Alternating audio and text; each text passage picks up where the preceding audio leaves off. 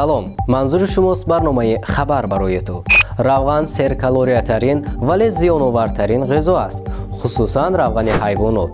рад кардани сендвич рӯҳандардовар аст, аммо донед ки он ба дил ва ғадуди зери меъда зараровар низ ҳаст. вақте ки шумо дар як вақт бисёр хӯрок мехӯред, ғадуди зери меъда бештар дард мекунад. вақте ки шумо ҳар рӯз сендвич бо равған ва панир мехӯред, афзӯи дил бадтар мешавад. агар сендвич аз ҳад зиёд бошад ва ба он машрубот ҳамроҳ шавад, талаботи сафро аз ғадуди зери меъда беш мегардад.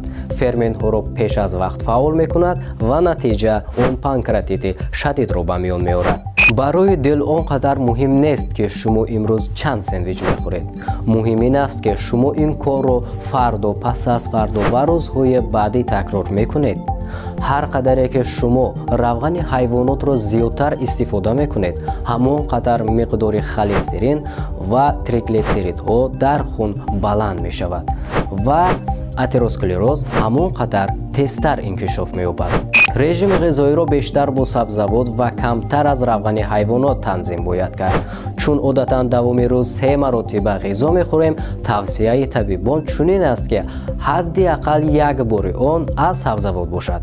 донишмандон ба ин розӣ ҳастанд ки ҳар қадар режими ғизоӣ дуруст баромонда шавад, хатари бемории ғадуди зери меъда, ҷигар ва рӯдаҳо ки дар боло гуфтем камтар мешавад.